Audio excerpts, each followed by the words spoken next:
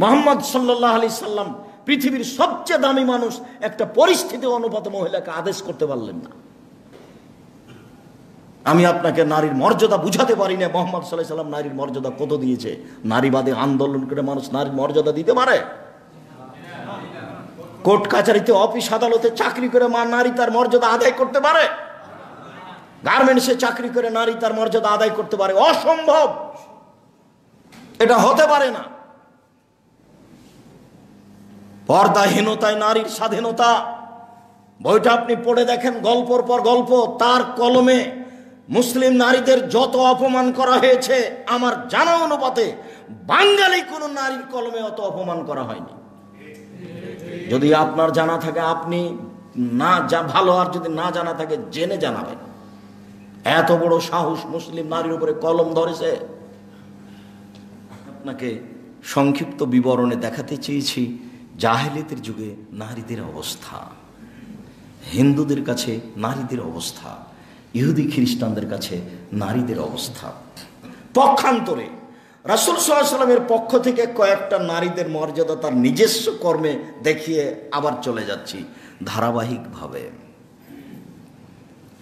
আয়েশা রাদিয়াল্লাহু তাআলা আনহা বলেন, কুনতু আশরাবু ওয়া আনা হাইদ সুম্মা উনাবিলুহু ফায়াদাউ ফাহু ফি মাউজি ফিয়া আও আলা মাউজি ফিয়া ফায়াসরাবু।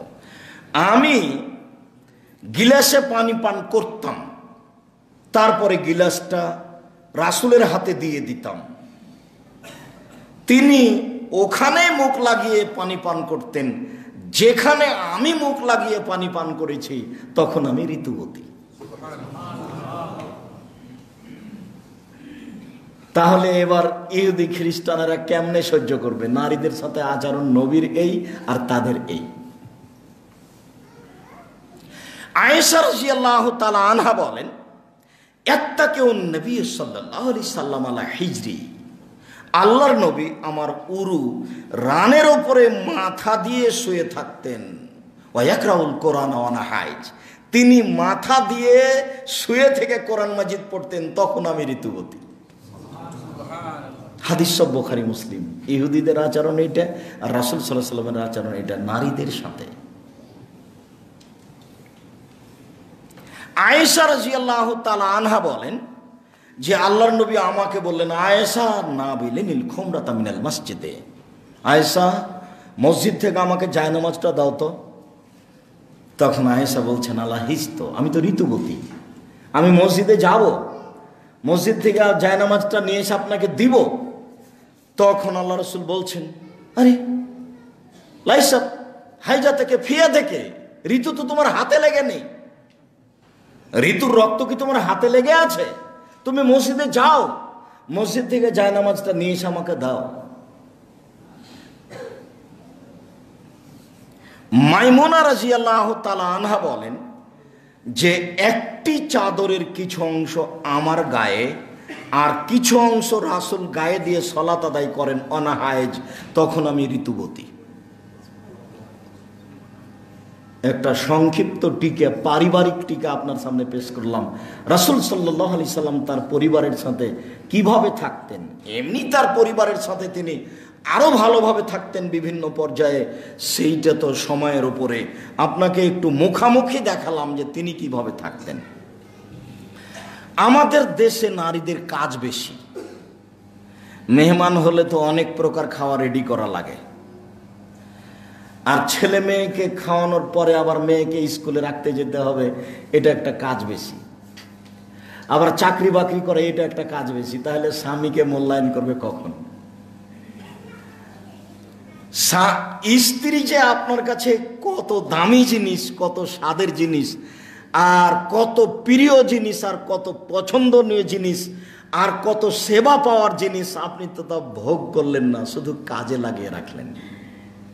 অমিন আইতিহান খালা খালা কুমিন আনফুসিকুম আজওয়াজান লিতাসকুনু ইলাইহা, আমি তোমাদের স্ত্রীদেরকে তোমাদের মধ্যে থেকে সৃষ্টি করেছি যাতে করে তোমরা সেখানে শান্তি তৃপ্তি পেতে পারো।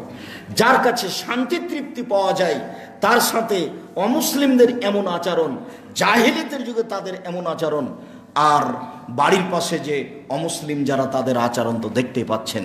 হিন্দু বৌদ্ধ খ্রিস্টানদের আচরণ দেখতে পাচ্ছেন। বলছিলাম নারীদের আচরণ, নারীদের সাথে অমুসলিমদের আচরণ আমরা অবগত। এখন দেখি ইসলাম, মোহাম্মদ সাল্লাল্লাহু আলাইহি সাল্লাম, আল্লাহ নারীদের কেমন মর্যাদা দিয়েছেন। খুব জরুরি পেশাব পায়খানা ছাড়া কোনো ছেলে বা কেউ স্থান ত্যাগ করবেন না। আল্লাহ তাআলা বলেন, ধারাবাহিকভাবে আপনাকে আমি নারীদের মর্যাদা দেখাচ্ছি। ওয়াকারনা ফি বুয়ুতিকুন্না ওয়ালা তাবাররাজনা তাবাররুজাল জাহিলিয়াতিল উলা। হে মুসলিম মহিলা, তোমরা বাড়িতে থাকো। বন্যতার যুগে, বর্বরতার যুগে, অসভ্যতার যুগে নারীরা যেভাবে প্রদর্শনী দিয়ে চলতো সেইভাবে তোমরা চলো না। এটা আল্লাহ তাআলার নারীদের উপরে আদেশ। এতে আপনাকে এখন বের করতে হবে যে আল্লাহ নারীদের কি মর্যাদা উল্লেখ করলেন। তার মানে আন্দোলন করে নারীর মর্যাদা রক্ষা করা যাবে না। তার মানে চাকরি বাকরি করে কোনো নারী তার মর্যাদা অর্জন করতে পারে না। তার মানে প্রশাসনিক ব্যবস্থা, যাবতীয় সামাজিক ব্যবস্থা অবলম্বন করে মানুষ, নারী তার মর্যাদা আদায় করতে পারে না, পুরুষ তার মর্যাদা দিতে পারে না। খুব বড় একটা ভালো ডাক্তার লন্ডন থেকে ডাক্তারি শিখে এসেছেন, ওনার চেম্বারের গেটে তার ভিতরে একটা সুন্দরী মেয়ে তার সহযোগিতা করছে কাজে। তাতে মেয়েও মনে করলো আমি একটা ভালো চাকরি পেয়েছি, ডাক্তারও মনে করলো যে ভালো। প্রত্যেক যেই স্থানে কর্মস্থান আছে সেখানে পুরুষের পাশে মেয়ে আছে, তাহলে কি তারা মনে করলো যে নারী তার মর্যাদা পেয়েছে? তাহলে বেগম রোকেয়ার কথা তো ঠিকই হলো। বেগম রোকেয়া বলেছে যে অবরোধবাসিনী, ওর বইয়ের নাম কি? অবরোধবাসিনী। আমি এই বই 10 বার পড়ার পরে আমার উপরে মন্তব্য করতে বলেছি। আমি যা বলেছি বলেছি, আমাকে ওই বাক্য ফিরিয়ে নিতে হবে না, কেননা আমি ফিরিয়ে নিলেও সেই বাক্য সমাজে থেকে যাবে। আমি যে বলেছি জাতির জন্য কলঙ্ক, এটা পড়ার পরে তাকে বলতে বলেছে যে পর্দাহীনতাই হচ্ছে নারী স্বাধীনতা। যারা তাকে ভালোবাসে এই বাক্য ফিরিয়ে নিয়ে নতুন ভাবে বই ছাপাতে হবে। অত ভালোবাসা দেখালে তার জন্য ক্ষমা চাইতে হবে, তাহলে সে মনে করতে পারে আমি তাকে ভালোবাসি। পর্দাহীনতায় নারীর স্বাধীনতা বইটা আপনি পড়ে দেখেন, গল্পর পর গল্প। তার কলমে মুসলিম নারীদের যত অপমান করা হয়েছে, আমার জানা অনুপাতে বাঙালি কোন নারীর কলমে অত অপমান করা হয়নি। যদি আপনার জানা থাকে আপনি না যা ভালো, আর যদি না জানা থাকে জেনে জানাবেন। এত বড় সাহস মুসলিম নারীর উপরে কলম ধরেছে, যার জন্যই বইটা রাস্তায় আছে। আমি কেন হব অবরোধবাসিনী, তার প্রত্যেকটা কলমকে উল্টিয়ে ধরা হচ্ছে। সে কেন এই কলম ধরবে মুসলিম নারীর উপরে? এখনো মুসলিম বেঁচে আছে, ইসলাম আছে পৃথিবীতে, মুসলিম নারী আজও পৃথিবীতে আছে। এরকম নোংরা কলমের জবাব দেওয়ার জন্য সাদা হাজারো নারী পুরুষ আজও আছে, থাকবে চিরদিন ইনশাআল্লাহ। মুসলিম হলেই মুসলমানদের নারীদের মর্যাদা বিক্রি করে দিতে হবে, এটা হতে পারে না। আল্লাহ যে কথা বলেছেন তাদের মর্যাদা রক্ষা করতে, সেই পথেই যেতে হবে। নারী ঘরে থাকলেই তার মর্যাদা সে ফিরিয়ে পেতে পারে, পৃথিবীর মানুষ তার মর্যাদা দিতে পারে, মুসলিম পুরুষ নারী তার মর্যাদা দিতে পারে। তাকে বাড়িতে রেখে বাইরে বের করে তার মর্যাদা রক্ষা করার কোনো পথই নেই। তাহলে কি বাড়িতে থেকে যাবে? তার কাছে কিছু নেওয়া যাবে না, দেওয়া যাবে না? অবশ্যই যাবে। যাবে না কেন? যাওয়ার অনেক পথ। আল্লাহ তাআলা বলছেন, ইয়া আইয়ুহান নবী কুল লিআজওয়াজিকা ওয়া বানাতিকা ওয়া নিসাইল মুমিনিনা ইদনিনা আলাইহিন্না মিন জালাবিবিহিন্না। মুহাম্মদ সাল্লাল্লাহু আলাইহি সাল্লাম, আপনি আপনার স্ত্রীদেরকে, আপনি আপনার মেয়েদেরকে, পৃথিবীর সকল মানুষের স্ত্রীদেরকে বলে দেন, তারা যখন বাড়ি থেকে বের হবে তখন মুখের উপরে কাপড় ঝুলিয়ে পর্দা করে বের হবে। তাহলে বের হতে পারে। দালে কাদ না ইউরফ না ফালা উদয় না ফালা উদয় না, এটাই হলো সহজেই তাকে চেনা যাবে যে মেয়েটা ভালো। তখন তার প্রতি মানুষ তাকে বিরক্ত করার জন্য, ত্যক্ত করার জন্য, ইফটিজিং করার জন্য পথ নেবে না। তাকে তো দেখতে পায় না, কি বলবে?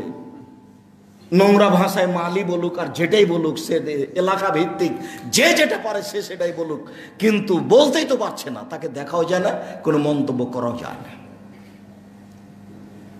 যখনই কোনো নগ্ন মেয়েকে নিয়ে কেউ মোটরসাইকেলের পিছনে আগে করে নিয়ে যাচ্ছে, তখনই মানুষ 5টা মন্তব্য করছে। খারাপ মন্তব্যই হয়, ভালো মন্তব্য হয় না। সে কথা আল্লাহ বলছে। একমাত্র আল্লাহর পথে নারী তার মর্যাদাকে রক্ষা করতে পারে, অন্য কোনো পথে পারে না। তাহলে তার সাথে কথোপকথনের প্রয়োজন হলে মহান আল্লাহ বলেন, ওয়াইদা সাআলতুমুহুন্না মাতান ফাসআলুহুন্না মিন ওরাই হিজাব।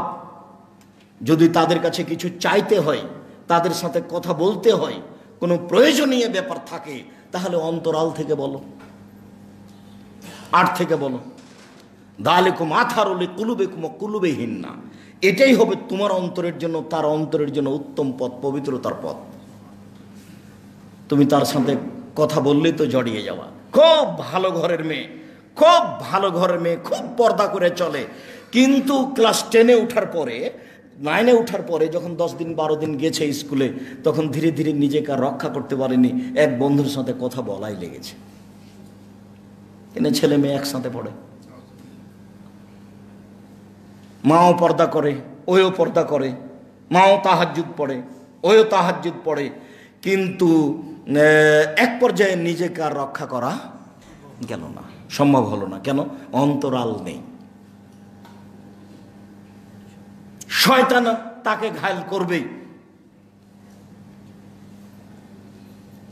তাহলে বোঝা যাচ্ছে যে শিক্ষার জন্য তার জায়গা, তার স্থান ভিন্ন করতে হবে। তাছাড়া এক জায়গাতে রেখে নারী তার মান, তার মর্যাদা, তার অধিকার রক্ষা করতে পারে না। বইটা পড়েছেন কিনা? বইয়ের নাম কেন এই নির্যাতন কি তার প্রতিকার। বইয়ের নাম কি? কেন এই নির্যাতন কি তার প্রতিকার। নির্যাতনই এত কেন, আর কিভাবে বাঁচা যেতে পারে। সম অধিকার নয়, মর্যাদা চাই। এসবগুলো ফেতনা করে সম অধিকার চাচ্ছি না, আমার নিজস্ব একটা মর্যাদা আছে, সেটা আমি চাই। দেখেন, পড়ে দেখেন, তাহলে আপনিও কিছু পরামর্শ দিতে পারবেন, আপনিও আপনার ছেলে মেয়েকে কিছু বলতে পারবেন। চলবে কিভাবে? তারা রাস্তায় বের হয়ে গেছে পর্দা করে, কিভাবে চলবে? আল্লাহ তাআলা বলছেন, অকুল্লিল মুমিনাত ইয়াগযুযনা মিন আবসারিহিন্না ওয়া ইয়াহফাযনা ফুরুজাহুন্না ওয়া লা ইউবদিনা যিনাতাহুন্না। মুহাম্মদ সাল্লাল্লাহু আলাইহি সাল্লাম আপনি মুসলিম মহিলাদেরকে বলে দেন, যখন তারা রাস্তায় চলবে তখন চক্ষু নিচু করে চলবে। শুধু পুরুষকে চক্ষু নিচু করে চলতে বলেছে এই কথা নয়, নারীকেও আল্লাহ বলছেন যে আপনি তাদেরকে বলে দেন, তারা যখন রাস্তায় চলবে তখন চক্ষু নিচু করে চলবে। এই কথাও বলছেন তিনি যে তারা তাদের সৌন্দর্যকে প্রকাশ করতে পাবেন না। এই কথাও বলছেন আল্লাহ তাআলা, ওয়ায়াজরিবনা বিখুমুরিহিন্না আলা জুয়ুবিহিন্না। তারা যখন রাস্তায় চলবে তখন তাদের বুকের ওপরে নিজস্ব পোশাক ছাড়া আরো একটা অতিরিক্ত পোশাক ব্যবহার করবে। সালোয়ার কামিজ যে পোশাক আছে, এই পোশাক ছাড়া নিজেকে আবরণের জন্য, নিজের বুক ঢেকে রাখার জন্য আর একটা অতিরিক্ত কাপড় পরার জন্য আল্লাহ তাআলা আদেশ করেন। তাহলে বিষয়টি কিভাবে আল্লাহ তাদের মান মর্যাদা রক্ষা হবে এটা বলছেন। কে পড়ে কোরআন মাজিদ? কোরআন মাজিদে কেউ পড়ে না, পড়া প্রয়োজন মনে করে না। এই বিশাল কোরআন কি বা আছে কোনোদিন ভেবেছেন? কি আছে এত বড় বিশাল কোরআনে? 4টে জিনিস আছে, বেশি নয়। এক, শুধু ক্ষমতা। কে পারে আমাকে, কে পারে আমাকে? আমি আসমান বানিয়েছি, জমিন বানিয়েছি, আসমানের মালিক আমি, জমিনের মালিক আমি। খালি ক্ষমতা দিয়ে কোরআন মাজিদ ভর্তি হয়ে আছে। আরেকটা, রাত তৈরি করেছি আমি, দিন তৈরি করেছি আমি। কে ঠেকাতে পারে তাকে? রাত আসে দিন চলে যায়, দিন চলে যায় রাত আসে, কে করতে পারে? আমি পারি। চন্দ্র আসে যায়, সূর্য আসে যায়, কে পারে ঠেকাতে? কেউ পারে ঠেকাতে? কেউ পারে না। আমি পারি সবকিছু করতে, শুধু ক্ষমতা আর ক্ষমতা। একেবারে অনাবৃষ্টিতে কিছুই নেই, আবার আমি বৃষ্টি বর্ষণ করলাম, ঘাস গজালাম। কেউ পারে অনাবাদকে আবাদ করতে? আমি পারি, কেউ পারে না। শুধু ক্ষমতা আর ক্ষমতা। আজ সামুদকে মেরে দিয়েছি, বিচার আমার কেউ করতে পারেনি। ফেরাউনকে আমি পানিতে ডুবিয়ে দিয়েছি, বিচার আমার কেউ করতে পারেনি। ক্ষুদ্র মশার দংশনে আমি নমরুদকে মেরে দিয়েছি, আমার কেউ বিচার করতে পারেনি। পৃথিবীর কোন জাতি আমার বিচার করতে পারেনি। ওয়ালা ইয়াখাফুক বাহা, আমি সর্বশক্তিমান, শুধু ক্ষমতা দেখিয়েছে। এক, দুই, এটাই হলো মূল পুরো কোরআন মাজিদে। আর দ্বিতীয় যেটা দেখিয়েছেন সেটা হলো গাফুর, রাহিম, রহমান, অদুদ। যেখানে সেখানে গাফুর, যেখানে সেখানে রহমান, যেখানে সেখানে রাহিম, পাতায় পাতায় রাহিম, লাইনে লাইনে রাহিম। রাহিম আর রহমান আর গাফুর আর গাফফার দিয়ে ভরে ফেলেছে। কে পড়বে আর কে বুঝবে? আপনি খালি কোরআন মাজিদ পড়ে দেখেন, খেয়াল যদি করতে পারেন, দেখবেন খালি গাফুর, খালি রহমান, খালি রাহিম, খালি অদুদ, এই দিয়ে ভর্তি হয়ে আছে। কে পড়বে, কে বুঝবে এগুলো? অহল গাফুর রাহিম, অহল গাফুরুল অদুদ, কত যে এসেছে, কত হাজারবার যে আছে। তিন, কিছু বিধান, সালাত, সিয়াম, যাকাত, চুরিতে হাত, এরকম কিছু বিধান। চার, ফাঁকে ফাঁকে জাহান্নাম জান্নাত, জাহান্নাম জান্নাত, ফাঁকে ফাঁকে জাহান্নাম জান্নাত। এই চারটে দিয়ে ভর্তি কোরআন মাজিদ। এই বিশাল কোরআন মাত্র চারটে দিয়ে ভর্তি। কে পড়ে, কে বুঝবে? কেউ পড়েও না, কেউ বুঝে না। আর যারা এক একটু বুঝতে পারবে তারা চাকরি বাকরি করে, বউ নিয়ে থাকে, খাই, আগে নিয়ে প্রয়োজন মনে করেন। কামেল পাস করেছে, মাস্টার ডিগ্রি পাস করেছে, সৌদি আরব থেকে পড়ে এসেছে, বউ আছে, ছেলে মেয়ে আছে, আপনার মতো থাকে, খায়, হাট বাজার করে, এইভাবেই চলছে। 1999 জন মানুষ কোরআন মাজিদ পড়া প্রয়োজন মনে করে না। আপনার কথাটা বলছি না, যারা আলেম ওলামা তাদের কথা বলছি। হজ করতে যখন দেখে গেছিল তখন দেখলো খালি সবাই কোরআন মাজিদ পড়ে, সবাই কোরআন মাজিদ পড়ে। তো সিদ্ধান্ত নিয়েছে যে দেশে ফিরে আমিও পড়বো। সিদ্ধান্ত নেওয়ার পরে জিদ দেয় খানিক কমে গেছে। ঢাকা বিমানবন্দরে যখন নেমেছে তখন অর্ধেক কমে গেছে। বাড়িতে পৌঁছার পরে ছেলে মেয়ে নিয়ে 3 ভাগের 2 ভাগ কমে গেছে। তা 1 ভাগ দিন 15, 2 মাস 3 মাস ছিল। তারপরে এখন ওই হজে যাওয়ার আগে যেমন ছিল তেমন হয়ে গেছে। কোরআন মাজিদ পড়তে শিখেন, ভুল করিয়েন না। জীবনে জরুরি মনে করে নেবেন আমার কোরআন মাজিদ পড়া। আমি আপনাকে যখনই উপদেশ দিয়েছি তখনই বলেছি 4টা কাজ করবেন জীবনে। 1, সলাতের ব্যাপারে কোনো সময় দুর্বল হবেন না। যদি একটু মনে দুর্বল হয় তাহলে লাফ দিয়ে উঠে বলছি, ছি শয়তান তোর মুখে লাথি মারে, আজান হয়ে গেছে আর আমাকে থামতে বলছিস মানে? আচ্ছা যাচ্ছি, আচ্ছা যাচ্ছে, এটা কে বললো বলতে পারেন? এটা শয়তান বলল। যেমন আজান হয়ে গেছে আর মনটা বলছে আচ্ছা যাচ্ছে, তেমনি লাফ দিয়ে উঠে মাঠের পর একটা লাথি মারবেন। লাথি মেরে বলবেন শয়তান তোকে লাথি মারলাম, আজান হয়ে গেছে, তুই আমাকে দেরি করতে বলছিস মানে? ও তখন শরম পাবে যে এখানে আসাই ভুল হয়েছে।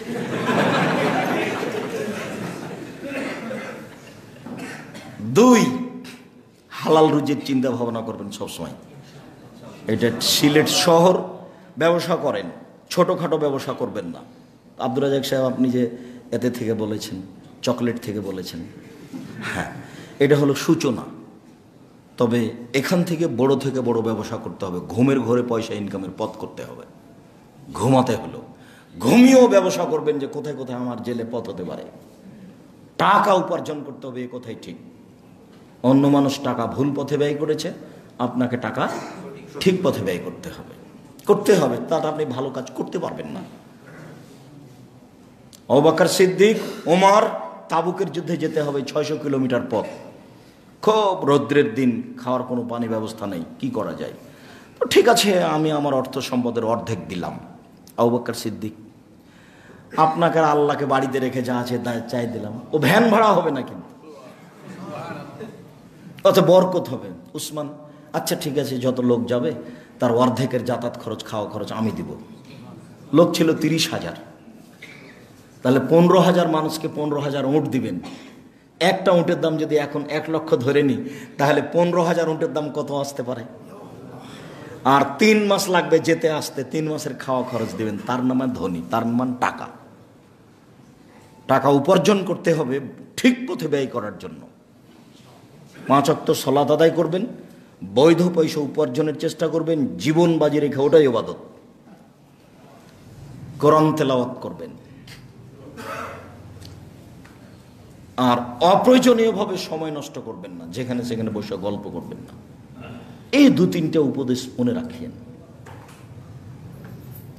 বলছিলাম যে আল্লাহ তাআলা নারীদের যে মর্যাদার কথা উল্লেখ করেছেন, সেই মর্যাদা ধরে রাখতে চাইলে আল্লাহর দেওয়া পথে মানুষকে অবলম্বন করতে হবে। এছাড়া বিকল্প পথে মানুষ নারীদের মর্যাদা রক্ষা করতে পারে না, যা আল্লাহ তাআলা বলেন।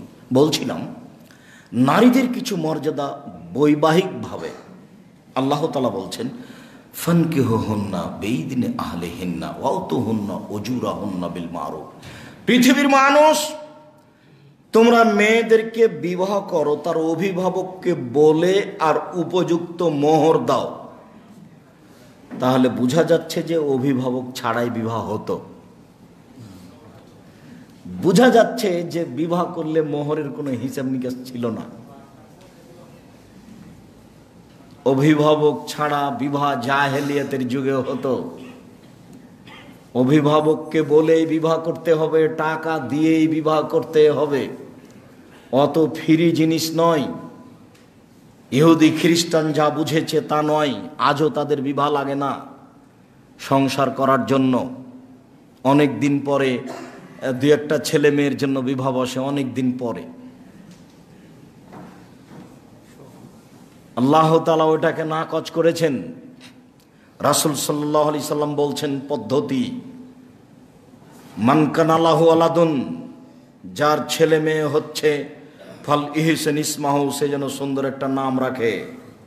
ফাইজা বালাগা ওয়ায়ুদ্দেবহু, তাকে যেন শিষ্টাচার শিখিয়ে দেয়। ফাইজা বালাগা, ছেলে মেয়ে যখন বড় হয়ে যাবে, ফাল ইজাব্বেজহু, বাপ যেন তার বিবাহ দিয়ে দেয়। ওয়াইজা বালাগা ওয়ালা মিজাব্বেজহু, ছেলে মেয়ে যদি বড় হয় বাপ বিবাহ না দেয়, ফাইন্নামা ইসমুল আবিহি, সে পাপ তার বাপের হবে।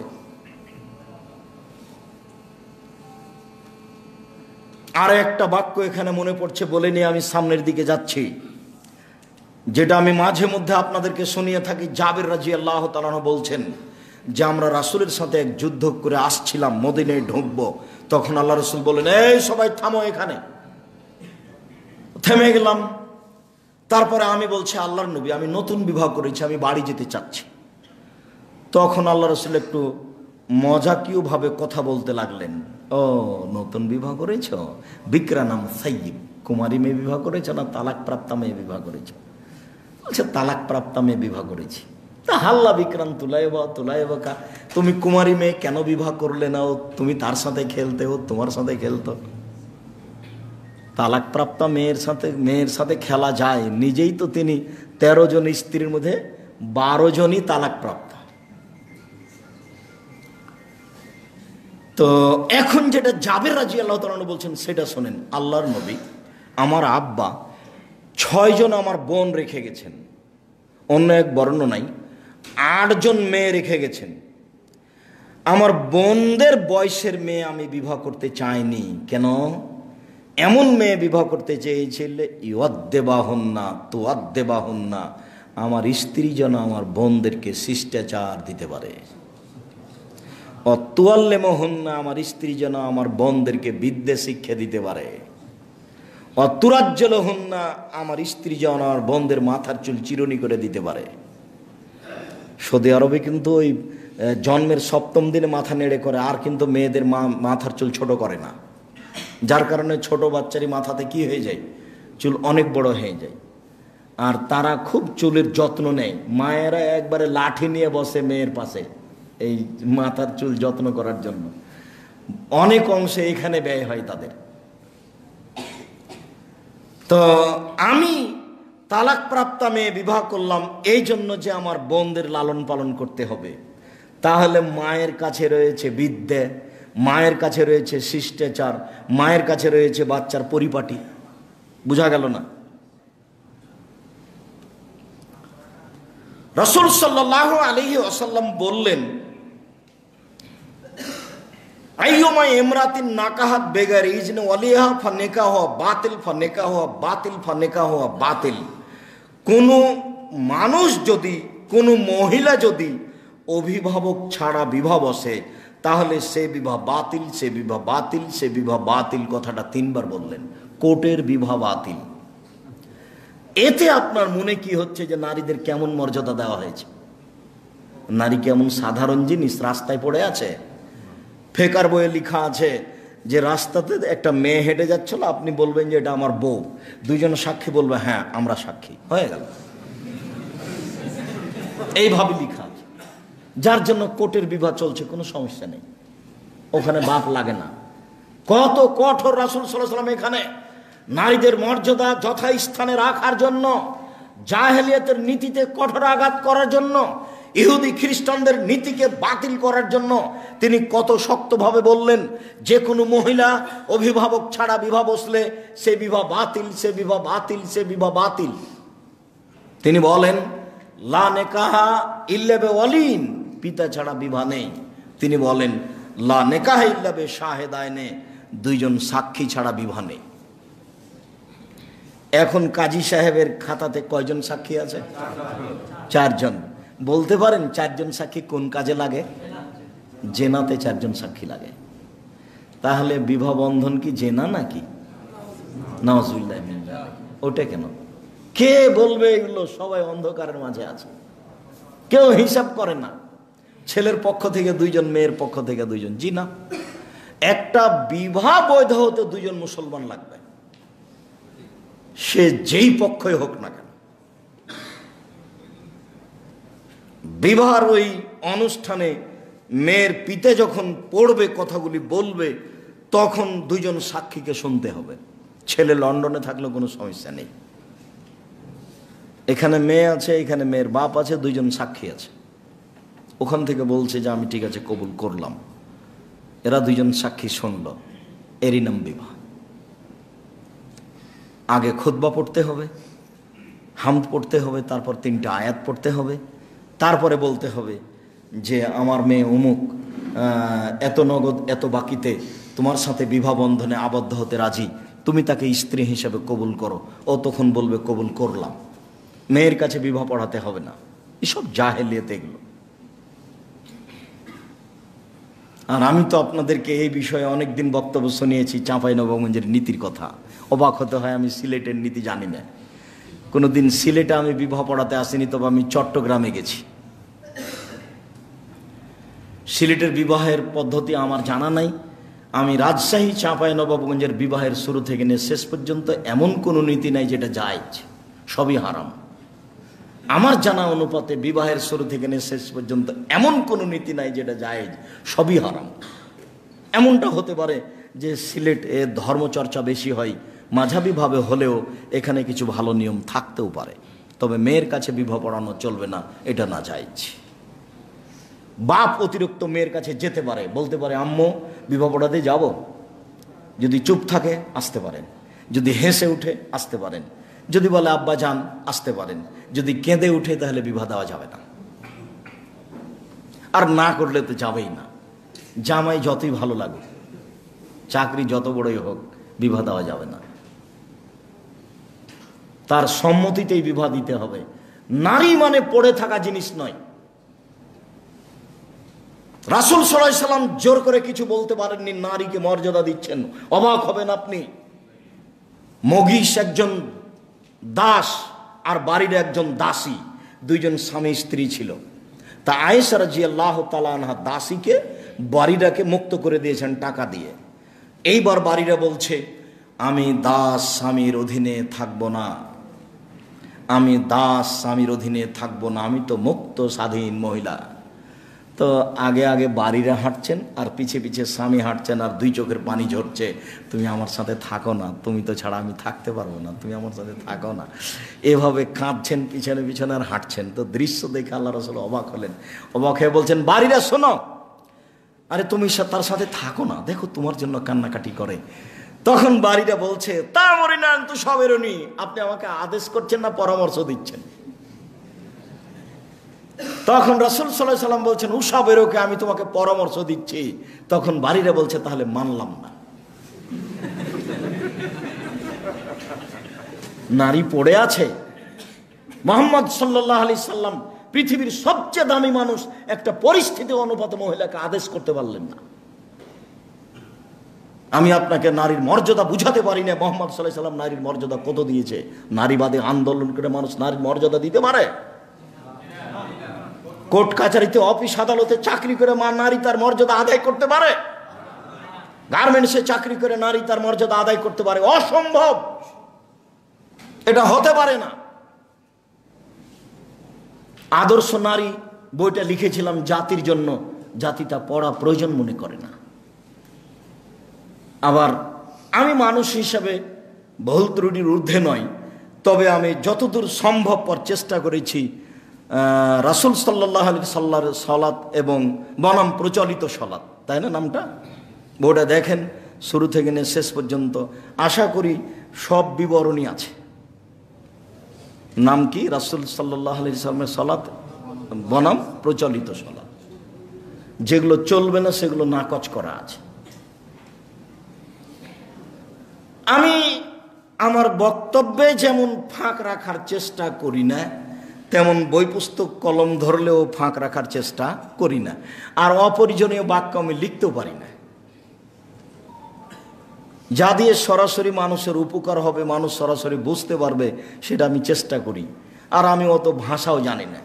যখন প্রথমে দুয়ার বইটা লিখে 1 বছর ছাপছিল না, যাকে দেখতে দিলাম 1 বছর পরে ওভাবে ফিরিয়ে দিল, তখন আমি বললাম আমি চাঁপাইনবাবগঞ্জের ভাষাতে বই লিখবো ইনশাল্লাহ। দেখি কিভাবে বন্ধ হয়, মানুষ বুঝতে পারলেই হলো।